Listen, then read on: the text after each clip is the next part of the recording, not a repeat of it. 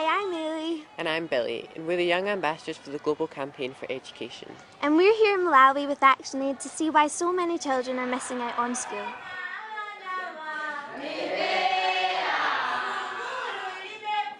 Over half of the children in Malawi don't get to finish a primary education.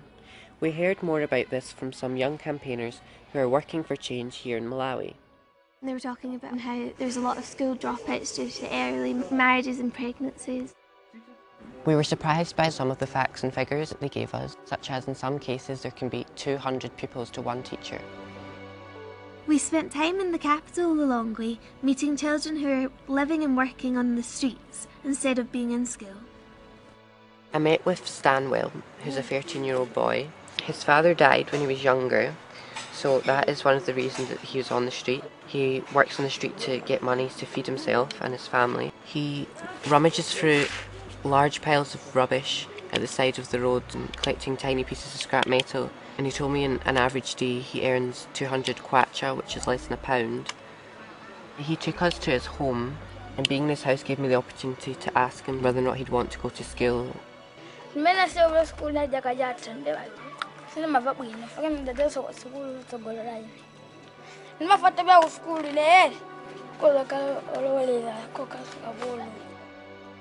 It was Stanwell's age that I found really upsetting, that he's only 13 years old and he was even younger when he started working on the streets. The fact that he really wanted to go to school and he just couldn't was upsetting as well. We went and we visited the street where Alan Afi used to beg on, and there was just kind of rubbish everywhere. There was loads of men there, so it was really intimidating. And Alan Afi explained that she was only 4 when she started to beg in the streets, and to be 4, it just seemed so vulnerable. She worked till some nights 1 o'clock in the morning. It was just shocking. She was really bright and clever girl, and I think she really wanted to get back into school.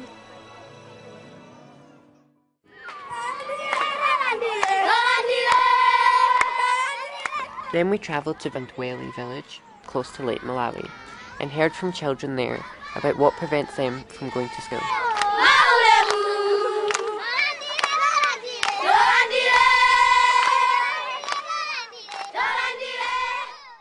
The children were split up into groups, and the topic was why children don't go to school. The lack of food was a main issue in most of the groups. The lack of parents was a big one as well. The main reason that lots of the children didn't have parents was HIV and AIDS. Many of the children had lost their parents, so had to support themselves. And also the fact that they needed to have a uniform. Lots of them couldn't afford the uniform or the materials they needed to go to school, and were often sent away when they turned up without a uniform. So the children were really bright, and it was amazing to see them come up with solutions to solve the problem of why children don't go into school. Felt like there was a hope for the future and that they were going to make a change. They really understood and appreciated the importance of education, and the majority really wanted to go to school. We met a girl called Dia who's 11 years old. She started off in school and attended school for the first year. She left school due to not having the uniform and the humiliation of not having the uniform as she had lost her parents. Bamba wanga damwalilaso dali mwana sidala singa tudziwa dasiya sibuli nizaka sigisi amwadzi umundu galima tumani masawa ko bwaji manga tonye mukada vile kusukulu ndazimuni verere.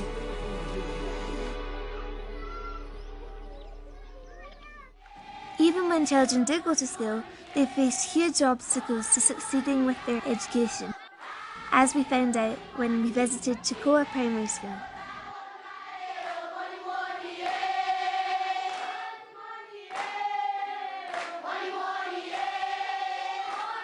Some of the classes were outdoors, and when it rains, the classes that are outdoors have to be dismissed. The lack of teachers is a main problem in this school, I think, because there was only 8 of them and there was 1,282 pupils. It's really hard to learn in that environment.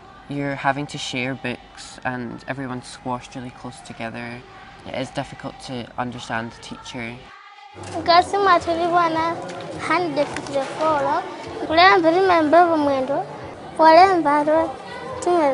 Dawe na majagunda ugundeli poveri dali majarandega janchi foja julu kan klasi no. Laba ndilula bafuliga besu. Klasi akalombi. Hapo jisisa akalambi zimbu zetu zile zoje. Mawangiga. Dadi say on third sangira ko mama.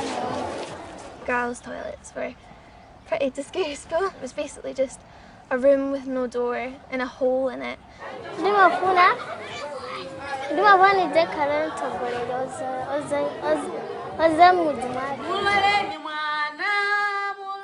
We finished our trip with an opportunity to find out more about everything we'd seen from Malawi's Deputy Minister for Education. It was a really good experience to be able to pose some questions to him after gaining some insight into the problems here. And it was good to hear of some of the things that they're doing. I think the meeting went very well actually, because we kind of got across the point of view that we think more needs to be done in Malawi for education. They need to make it more of a priority.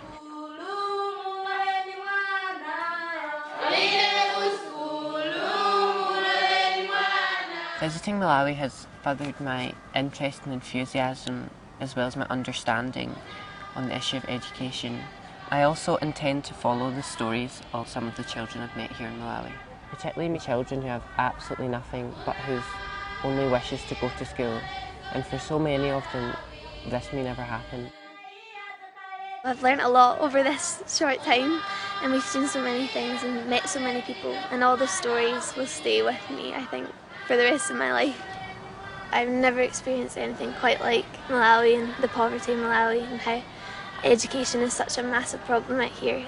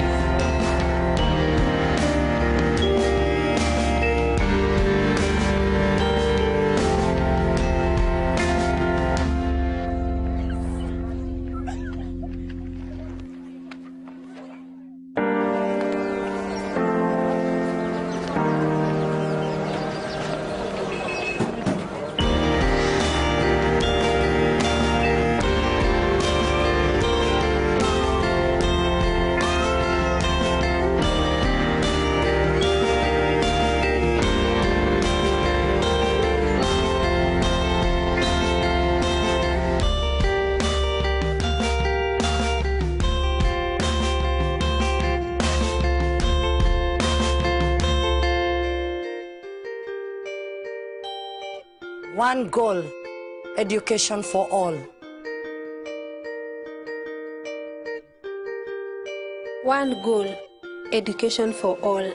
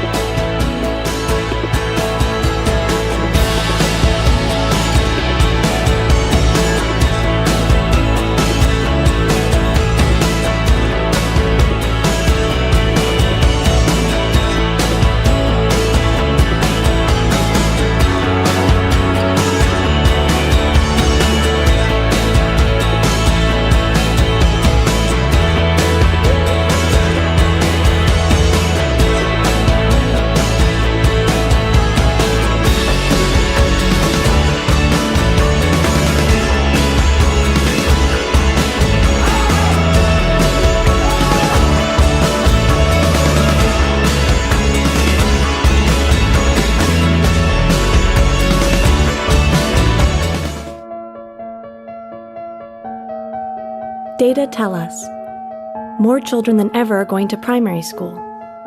In the year 2000, we made a promise. All children in school by 2015. Things were going well. By 2008, the number of children out of school dropped from 102 million to 60 million. Since then, progress has all but stopped. Today, there are 57 million children out of school. 49% will never enter a classroom. 23% have dropped out. 28% will start late.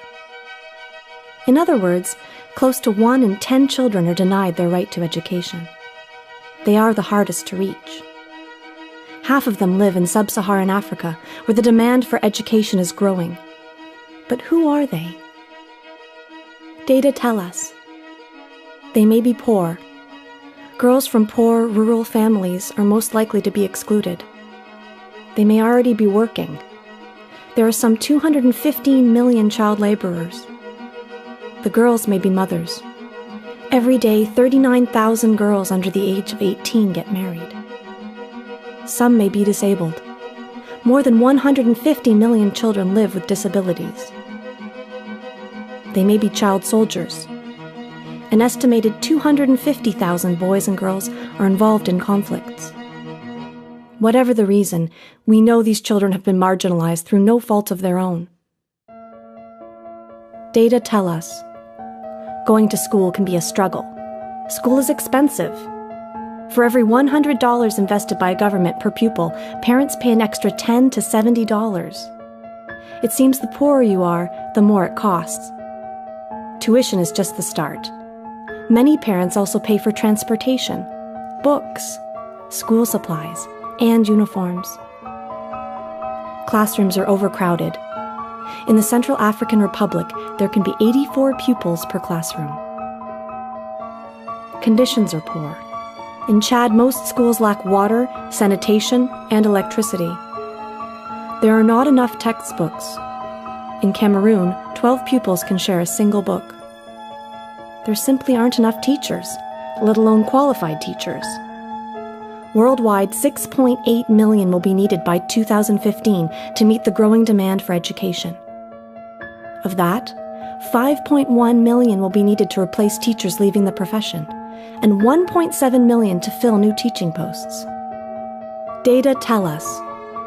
Every passing year, we are denying millions of children their right to education.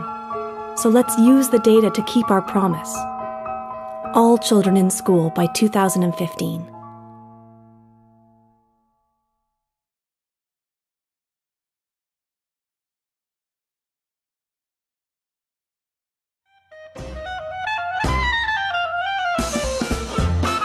Hi, I'm Gemma and I'm going to give you 5 tips on how to run a fantastic We Are What We Do campaign that will get loads of people to do lots of good things. But hang on, what even is a campaign? Well, apparently a campaign persuades other people to start doing something. It could be made up of a film, poster, presentation, competition, webpage, stickers, event, printed toilet roll, basically anything you can think of. So here are my 5 tips. Number 1, pick an action. What do you want people to start doing? We've got loads of actions to choose from on our site. Number 2, pick what you're going to create. What would persuade lots of people?